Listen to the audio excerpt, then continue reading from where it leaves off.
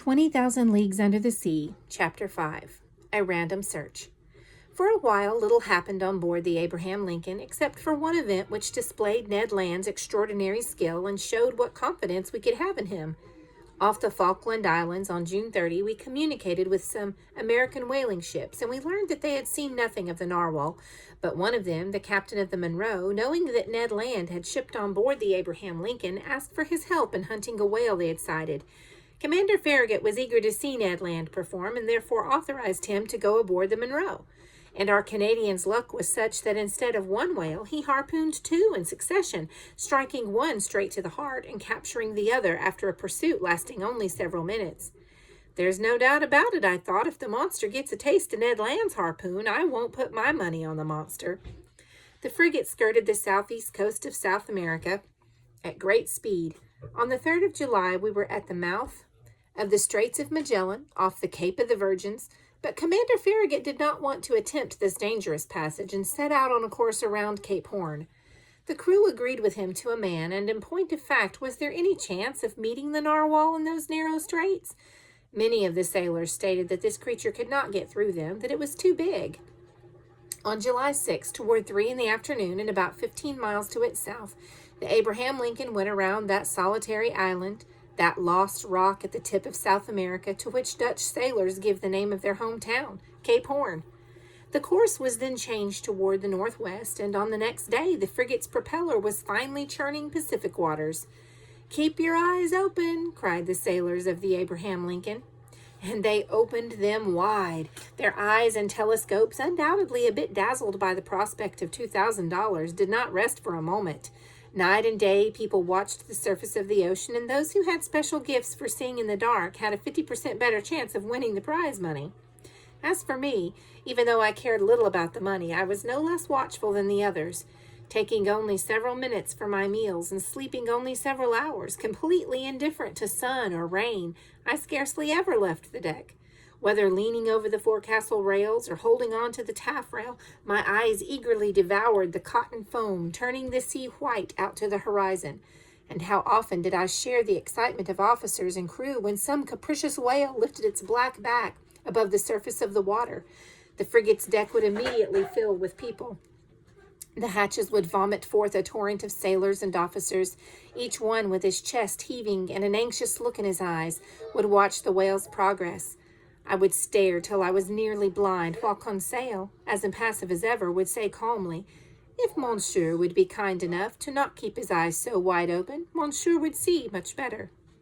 But all the excitement would be for nothing. The Abraham Lincoln would alter its course and race toward the creature, nothing more than an ordinary whale or common sperm whale, which would soon disappear amid a storm of curses. Nevertheless, the weather held good.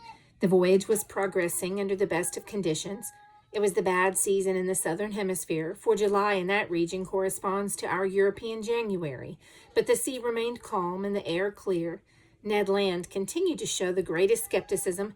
He even refused to look at the ocean except during his turn on watch, or at least when no whale was in sight. This was a pity, for his extraordinary eyesight would have been very useful, but 8 hours out of 12 the stubborn Canadian stayed in his cabin, reading or sleeping. 100 times I reproached him for his indifference. "Bah," he would answer, "it's all nonsense, Monsieur Aronnax, and even if it was some animal, what chance would we have of seeing it? Why, we're just wandering about aimlessly. They say this creature nobody can find was last seen in mid-Pacific, all right, but that was 2 months ago, and according to what they say about your narwhal's character, he doesn't like to stay in one spot very long.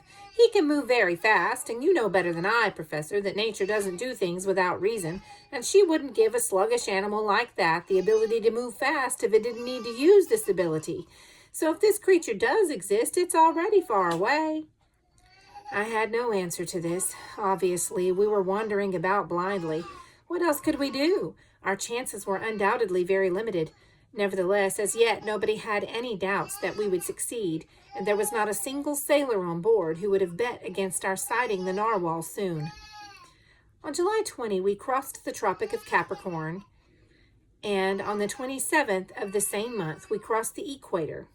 Once there, the frigate took a more definite westerly course and entered the waters of the mid-Pacific.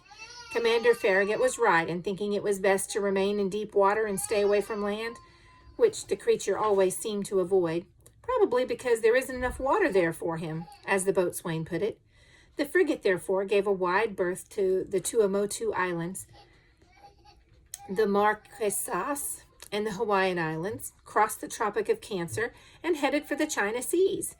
We were finally in the area of the monster's last little tricks, and in a word, normal life on board came to an end. Hearts began beating madly, so much so that they would never be the same again. I cannot describe the nervous tension the crew was under. No one ate or slept anymore.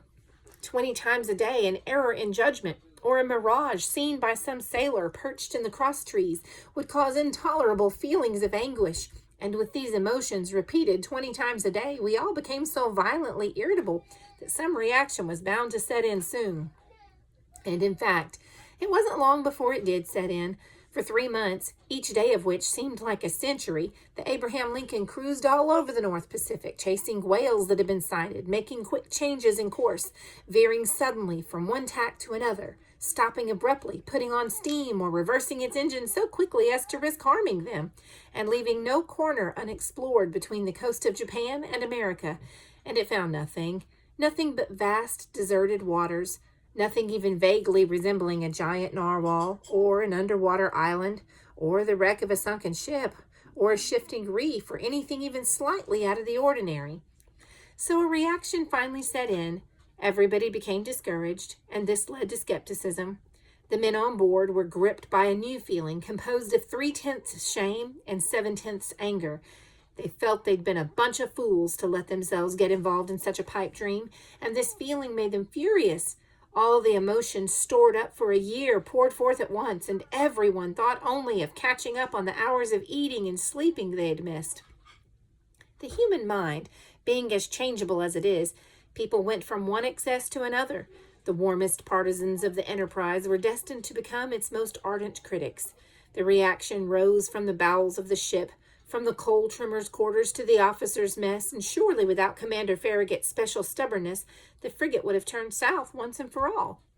In any case, this useless search could not go on much longer, and the Abraham Lincoln had no reason to feel ashamed, for it had made every possible effort to succeed. No crew in the American Navy had ever shown greater patience or willingness. They could not be blamed for their failure. There was nothing else to do but return.